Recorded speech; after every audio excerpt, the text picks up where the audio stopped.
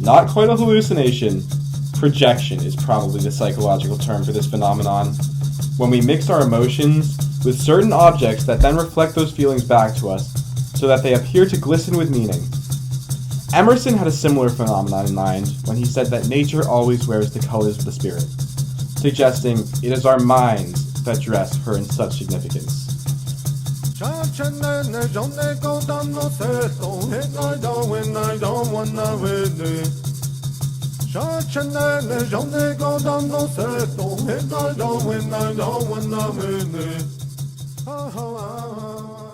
That is a quote from Michael Pollan's new book, How to Change Your Mind, What the New Science of Psychedelics Teaches Us About Consciousness, Dying, Addiction, Depression, and Transcendence.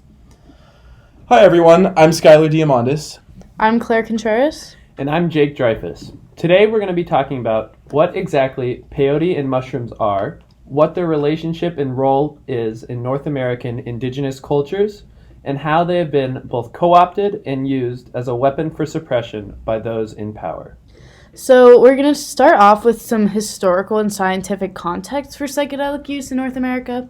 So first I'm going to go over the modern American psychedelic use, because Skylar and Jake are going to get into historical, traditional use, way back when. And I'm going to start in 1950 because the recent history surrounding drugs and psychedelics, including peyote and mushrooms, is really influential to how we see them today. So starting in 1950 and going into the mid-1960s, there was a huge spike in psychedelic research. For example, in just that 15-year period, there were 40,000 patients, several dozen books, and 6 international conferences on psychedelic drug therapy. So psychedelic research, especially in medicine, was at an all-time high. So what happened then? Yeah, so psychedelic use was also at an all-time high. And so was anti-war attitudes and just general rejection of conventional social norms. This is kind of the hippie era that we think of when we think of the 60s and 70s, anti-Vietnam, all of that. And people in power, including politicians and just adults in general, didn't like that the adolescents specifically and college-aged students were using these drugs and at the same time having anti-war attitudes and rejection of government and systems. So they linked the two and started a public hysteria that was largely fanned by the mass media and politicians, and said that psychedelics were perverting the minds of the youth and that we have to do something about it if we want the next generation to be acceptable members of society. So what they did was in 1970, they introduced the Controlled Substance Act. And what this did was, it did a lot. It really did a lot. But what is related to our project is that it ranked psychedelics like LSD as a Schedule 1 substance. And other Schedule 1 substances include heroin, methamphetamine, really, really addictive, destructive drugs. And it not only did it make it virtually impossible to study clinically, but the way that it was enforced by systems of power, the police, the government, all that, the way that the actual act was written had extremely disproportionate effects on people of color, which was very thinly veiled. It's very obvious if you read the act or you read anything about it, that it was really pointed at people of color. This was the beginning of the war on drugs, which it really peaked in the next couple years after the act, but still goes on today in how we enforce drugs and which drugs are legalized and all of that. So I'm sort of confused because, we're spending all this time looking at these two, at peyote and mushrooms, but you're basically telling me that they're heroin or meth. What's different about these drugs that makes them, non-addictive? Yeah, so despite the way that they're scheduled by the Controlled Substance Act and the federal government, they're neurologically, they're really very, very different from narcotics and drugs like those, like the other Schedule 1 ones, like heroin and methamphetamine. In fact, psychedelics are defined as a powerful psychoactive substance that alter perception and mood and affect numerous cognitive processes. They are generally considered physiologically safe and do not lead to dependence or addiction. The really important part of that is that they don't lead to dependence or addiction. How they do work in the brain is there's these serotonin receptors called 5-HT2A, which are like the main receptors of serotonin. Serotonin is the like feel-good chemical. It stabilizes your mood, keeps you focused, happy, and like calm.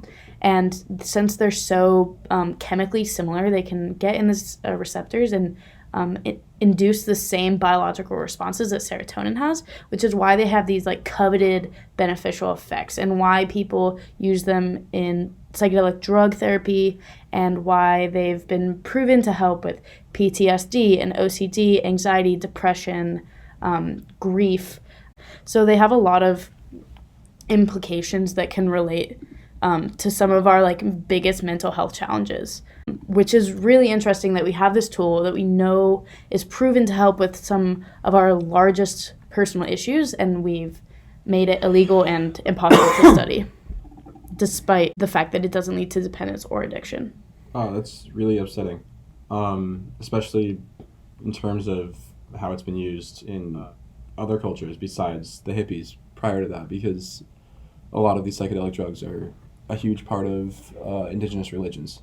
Wait, but I also heard about this thing that like someone told me that taking mushrooms like makes you smarter or something, like it makes your brain work better. Could you tell me about that? Yeah, so undeniably the coolest part about this like neurological science behind psychedelics is generally most of them work through this process called neurogenesis. And neurogenesis is a neurological concept where when you take in these drugs and the chemicals are processed and they go to your brain, they shut off the pathways, the neurological pathways that your brain relies on. So your daily habits, your daily like thoughts that like are you're kind of ingrained in you and you just rely on them when you like try to tackle an issue or something like that. They shut those off and your brain has no option other than creating new ones. And that's why when you take psychedelics, you're experiencing and seeing and feeling like things that you've genuinely never seen or felt or heard before, because your brain is doing things it's never done before. And that's one of the reasons that they are so great at tackling some mental health issues, because it's trying something that your brain has never tried before. That's pretty cool. So it really gives you like literally a new way to see things. Yeah, a lot of post-trip anecdotes, most of them like detail whether they had like a super positive experience or like they kind of struggled more while it was happening.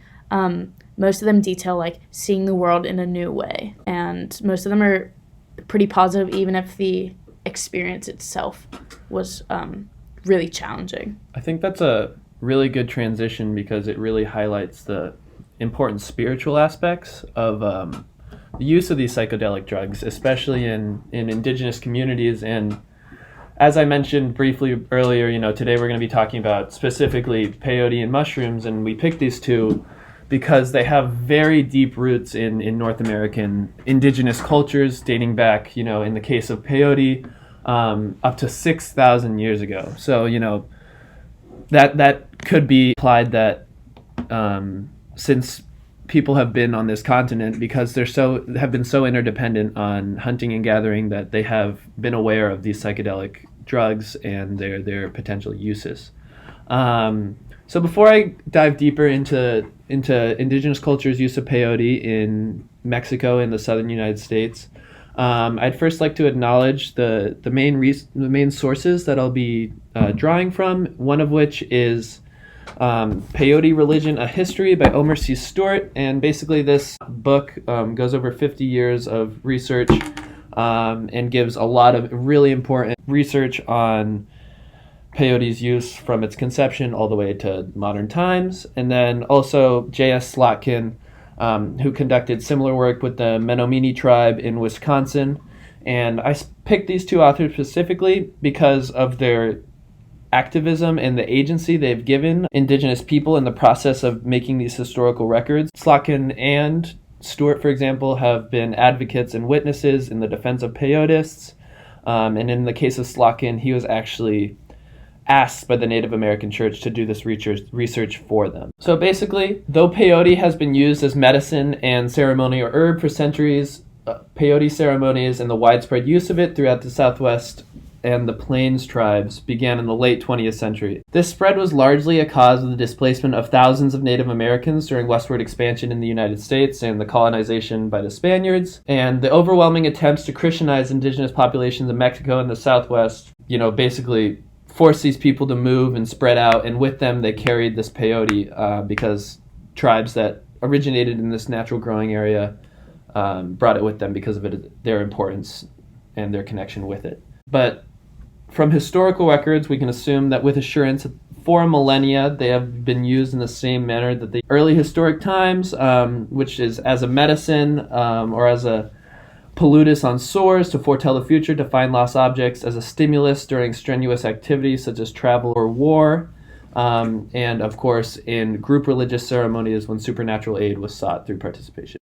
Okay, so I think when most people think about drugs or psychedelics, they think about like being at Woodstock, or like just, recreational drug use. But it seems like this is not at all what that is. Am I correct in assuming that?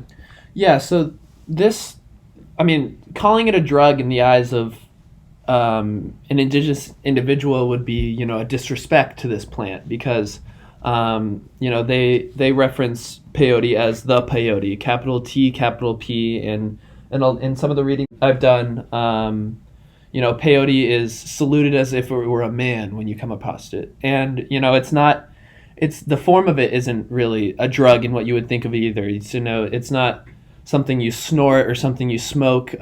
This is actually a small spineless cactus that grows in a very specific region of Southwest North America. It's consumed whole, either raw or dried, or, occasionally it's brewed into a tea. So there's really like a painstaking process that goes into just eating this plant. Because the taste is bitter, it can cause nausea, cause you to throw up. So it's not something you really do for recreation, just because it's such a physically enduring process and also a spiritually and emotionally enduring process. Well, they're not that easy to find either, right? No, and like I said, it's a really specific region. And, currently, if you were to try to harvest these peyote that are naturally occurring, you could be thrown in jail. There's actually specific people who are given the right, called peyoteros, that can go and collect these plants and then administer them to different tribes across the country. But this kind of freedom that the Native Americans are given with their use of peyote in religious ceremonies has not always been the case. The ceremony in the early 19th century, prior to the Christianization of North America and South America, some of the colonist accounts that we have describe the peyote ceremonies as including immense amounts of dance and song. These original ceremonies were centered around celebration and gratitude for a new harvest, a new season, or a victory, and did not necessarily serve as a direct connection to Creator. Rather, they aided in seeing the future, curing the sick, or creating connections with the physical peyote. The Christianization of peyote into what we today know as peyotism, which is a religion that's based around this plant as the Eucharist, as the conception of Jesus and direct access to the Creator. This idea didn't really begin until the late 19th century, where essentially if you were a Mexican American or part of any indigenous group in the United States, you were either forced to become Christian or you were displaced. And this led to kind of an emergence of a Christian indigenous religion, which took the form of peyotism. That's pretty interesting that it combines aspects of both indigenous and Christian religions. Yeah, so, it's kind of this weird combination of, this choice to accept these principles while also incorporating like very long-lasting traditional ones, but also this forcing to this acculturation, because at the end of the day, it's this constant pressure by an overwhelmingly powerful source to either change your ways or be gone, basically. Excuse me. It's also interesting that I know you're going to get to this, but peyotism, like how it's been like legalized, I guess, by the United States, is the like Christian form of that indigenous religion, not the traditional indigenous religion. Yeah, most definitely. And that's a really important aspect to talk about in this podcast, because peyotism is the current form of how indigenous groups can use peyote today. And peyotism is a religion that is established under what's called the Native American Church. And the Native American Church didn't have any reason to exist if it weren't for the detestment and the persecution against peyotists. Basically, throughout the end of the 19th century and into the 20th century, there was a lot of detestment from within indigenous groups, from this organization called the Society of American Indians and the Bureau of American Indians were really against peyote because of its anti-Christian ways, its impure ways, and also misconceptions that it can cause death and just craziness and loss of sanity. So in order to combat these and protect themselves, in 1918, a group of Kiowa Indians in Oklahoma established the Native American Church, which was a physical organization and a legal church that protected the use of peyote for all church institutions. And this is what really drove the expansion of peyote across the United States. Before, the Native American Church legitimized peyotists were only in Oklahoma. And then the Native American Church went on to spread to dozens of states as well as into Canada. And this was also because of the politicization of this drug. Basically, state-run governments saw indigenous groups using peyote and passing it along from state to state, going over state lines, doing things that they would consider illegal and motivated, maybe economically based on class, but not based on like a religious motivation. In order to stop these state-mandated persecution against indigenous groups, the Native American Church stepped in and legitimized the use, which is pretty interesting. Wow. Another thing that was really affected by the Christianization of this plant was the change in the ceremonies. So I spoke about how the ceremonies used to be largely celebratory, all outside, in open spaces, and really about kind of connecting with this plant. It transitioned into a largely religious ceremony. And this ceremony was now confined into a teepee. Peyote, instead of serving as just like this medicine, it now served as like a direct connection to the great creator who they saw as Christian God.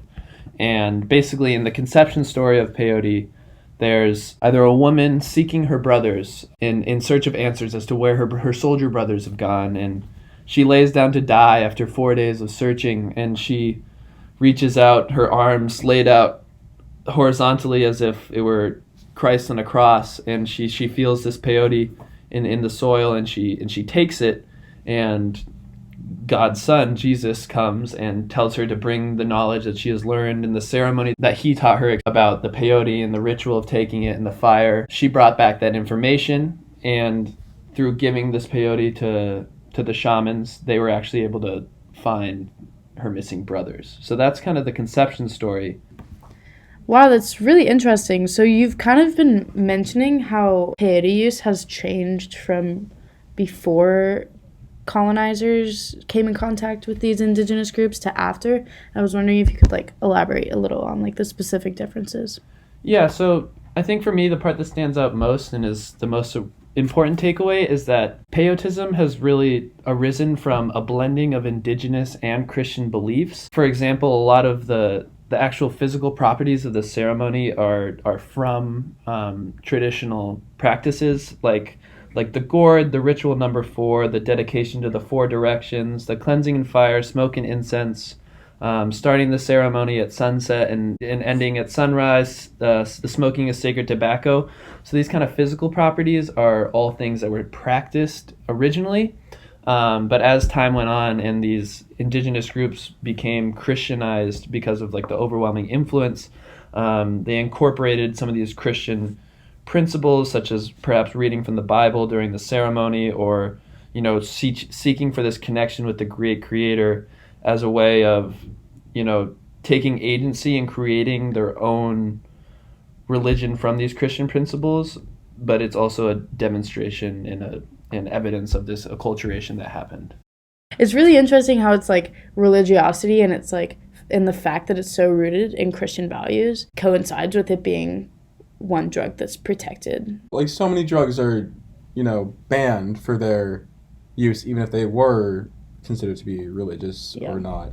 It's a really interesting comparison to make between peyote and mushrooms, I think, because a pretty similar kind of phenomenon happened between the time colonizers came to the Americas and how mushroom ceremonies kind of developed over time into the 20th century. So mushrooms are psilocin or psilocybin containing fruiting bodies of these fungal organisms. It's a pretty interesting idea, similar to peyote, that the part of the organism that is pretty much intended to be eaten, or that the part that the organism would not have the biggest problem losing, is the part that contains these hallucinogenic compounds. I think it's also interesting to talk about both of these hallucinogenic compounds in their intersection between science and religion, because the paradox is that one could explain religion and a devotion to a higher power as a figment of a chemically induced hallucination, which could come from peyote or mushrooms. But the other explanation is that those who ingest this drug believe in something transcending material reality, which completely goes against the idea that this compound created something else in their mind. So just a quick brief history of mushrooms is that humans have most likely been ingesting psilocybin mushrooms for over 1,000 years, and some animals do it too. And societies over time, especially Indo-European societies, have been classified as either mycophilic or mycophobic, meaning they are attracted to or dissuaded from mushroom use. So R. Gordon Wasson, who was the person who originally brought mushrooms to the United States from Mexico, defines Anglo-Saxons, Celts, and Scandinavians as mycophobic, and Russians, Catalans, and Slavs as mycophilic. I think it's really interesting to see that some societies have strayed away from these hallucinogenic compounds and some are completely entrenched in them, which is also probably a huge reason why when the Spanish conquest happened, the Spaniards were so against mushroom use and against any sort of plant use, and condemned all of them and told the Roman Catholic Church about them, and the Roman Catholic Church also condemned that use, which led to potentially the same cultural stigma around mushrooms and psychedelics that exists today. So mushrooms were used by Mayas, Aztecs, and some African indigenous cultures, but a lot of this research that I've done focuses on the Aztec culture because they have the closest relationship to mushrooms in North America. So Psilocybe cubensis exists in southern Mexico, along with a few other types of psilocybes, which are just psilocybin and psilocin containing mushrooms. Psilocybes also grow up the coast of the western United States. Accounts I've read of psilocybin use are relatively sparse in terms of Indigenous accounts, because when the Spanish came to Mexico, they burned almost everything that the Aztecs had recorded. There is a pretty strong story about when these mushrooms were found by, I guess, white people, specifically Wasson, who brought it back. So Aztecs call these mushrooms Heonanacatal. It translates directly to God's mushroom, and the act of taking mushrooms is referred to as Monanankawia, or literally to mushroom oneself. Missionaries were trying to Christianize the Aztecs after the Spanish conquest. There was a large Christian influence, which led to kind of the same blending of cultures that Jake just talked about in talking about peyotes. In later ceremonies, there were a lot of Christian themes, and also, like Jake talked about, a lot of the mushroom use before was used at like festivals and large gatherings outdoors, but later into the 20th century, the ceremonies were more of a church-going experience and were extremely religious. So you just mentioned that there's kind of this similar religious acculturation that happens with mushrooms and peyote. Does the use of mushrooms take kind of a similar ceremonial form like peyote had after this Christianization, or is the use more casual? What's the deal with that? Yeah, so it takes a pretty intense Christian form, actually. Maria Sabina would conduct these ceremonies during an all-night vigil. And there were very, very specific ways in which the mushrooms needed to be harvested and like what needed to happen during these vigils. They had to be harvested by a virgin during a full moon, taken to a church and placed on an altar and blessed before the Holy Spirit. However, if the virgin encountered a dead animal on her way to the church, then she must discard the mushrooms and find more mushrooms and then find a new path back to the church without encountering a dead animal. So it's first extremely laborious to find these mushrooms and bring them back, like you said with peyote. And then during the vigil, it would be completely dark, and Maria Sabina would pass each mushroom through the smoke of burning copal incense, and each must be consumed in pairs of two, signifying a male and a female. Each participant usually consumed about 5 to 6 pairs of mushrooms, whereas Maria Sabina would also participate in these ceremonies, but she would take up to 12 pairs, so 24 psilocybe caps. Maria Sabina would first chew the mushrooms and hold them in her mouth and then swallow them, and she would take them first, and they all must be consumed on an empty stomach over about a 20 to 30 minute period. And then there would be chanting, clapping, and slapping against their bodies to create these thumping chants that were characteristic of these Mazatec rituals. Where the really specific Christian elements come in is that the mushrooms were kind of taken as like the Eucharist of the Catholic religion, and sometimes when they couldn't find mushrooms, they would also use other sacred plants with the same Christian rites. So that's basically how these ceremonies were going, and probably the same type that Wasson participated in when he first went to Huautla. But then Wasson brought these psilocybes back to the United States, and that's kind of when the trouble starts for Maria Sabina and Huautla de Jimenez. So you described this trouble that arose with the arrival of Wasson in Huautla.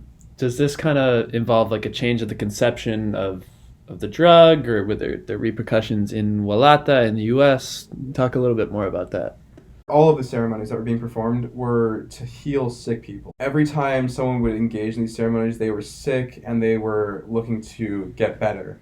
However, when Wasson convinced Maria Sabina finally to perform a ceremony for him, he told her that he was worried about his son back home and wanted information on his son's whereabouts and well-being. And he was specifically looking for answers, not looking for healing. So he kind of cheated the system. He big cheated the system. He pretty much distorted this indigenous practice to fit a preconceived theory that he had learned about hallucinations.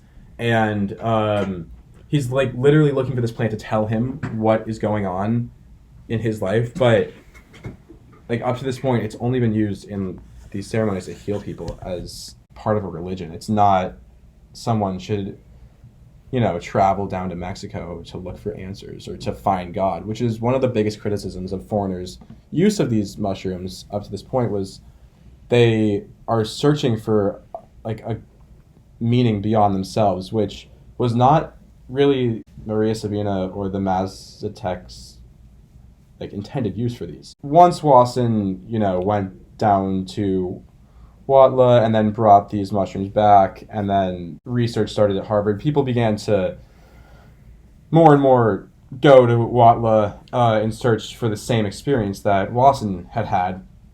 And a lot of these foreigners offered Maria Sabina gifts, which were not really helpful to her because they weren't of much value to her.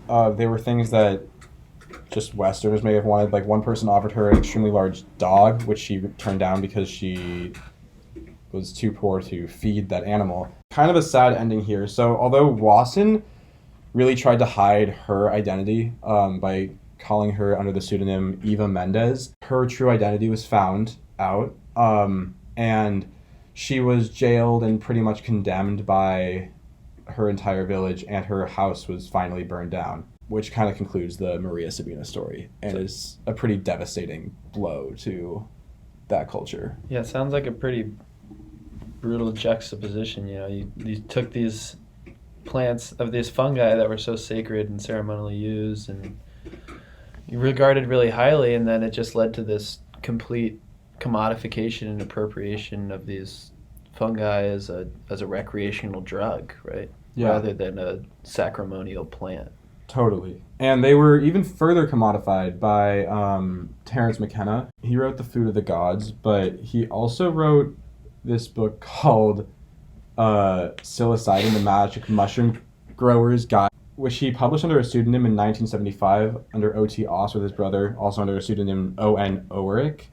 And it sold 100,000 copies in 5 years, which is just, I think, the biggest example of how this sacred sacrament was co-opted and monetized by white people. That kind of brings us to where we are today in this like psychedelic field of science and of use.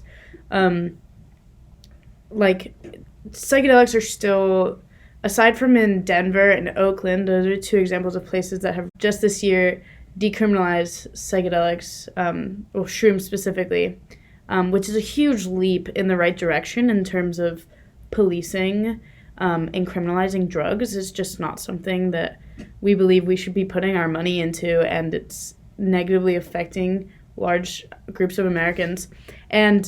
But there's some like big names in like this field of psychedelics that are gaining an immense amount of fame and prestige, which is awesome in terms of destigmatizing psychedelics and bringing psychedelics into the conversation in the field of academia. But these people that are gaining so much fame, money, like Michael Pollan's book was a New York Times bestseller very quickly after it was published. It's probably the most like recognizable piece of psychedelic academia. These people are gaining all this great stuff in a field that deserves it, but what we just talked about is that that's not where psychedelics started. And for years, like psychedelic use by indigenous communities has been persecuted and like tainted, and there's kind of this question as the field of psychedelics in science reemerges, like where do we go from here? Also, like in addition to like asking that question, where do we go from here, it's also like how do we prevent the further commodification of these psychedelics, because with the decriminalization of something like mushrooms, now you have a huge market for it. And in the Native American church, any individual can pay an entrance fee and become baptized in this church, which gives them the legal right to go do peyote. In one sense, this is a good thing because it's kind of spreading these principles and the beautiful sacredity of peyote.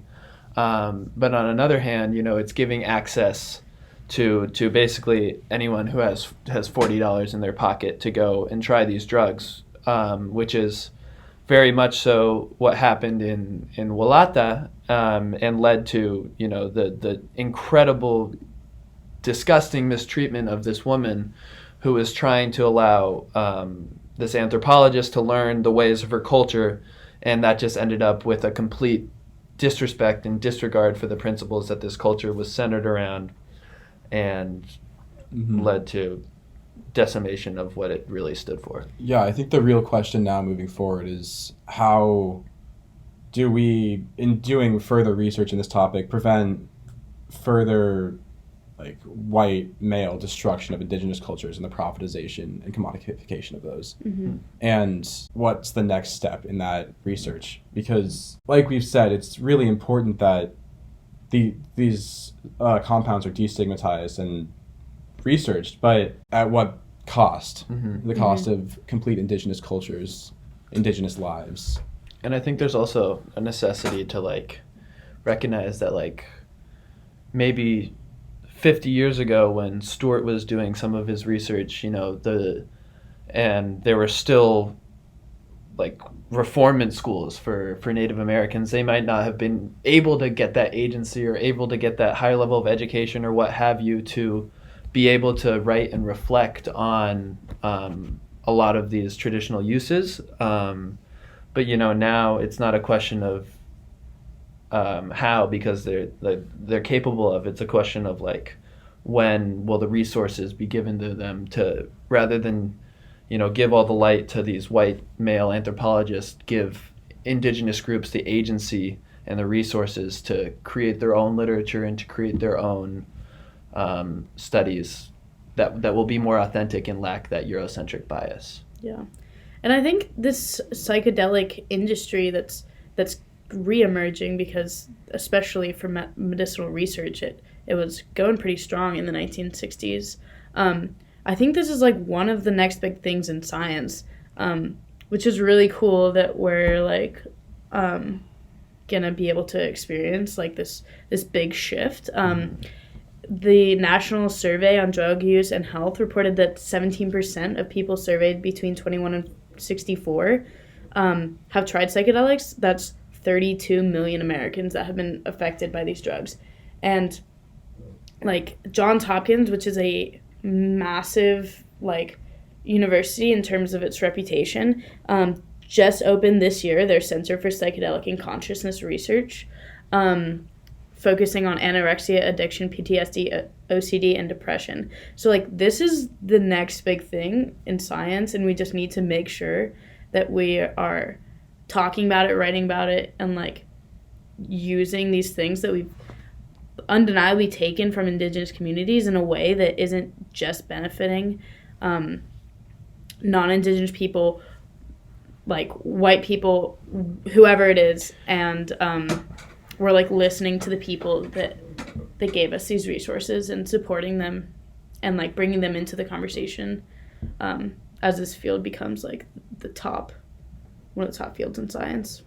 Well, on that note, that's the end of our podcast for this week. Next week, we're going to do the same exact podcast, but on mushrooms. So it's gonna be dope! Tune in. Bye.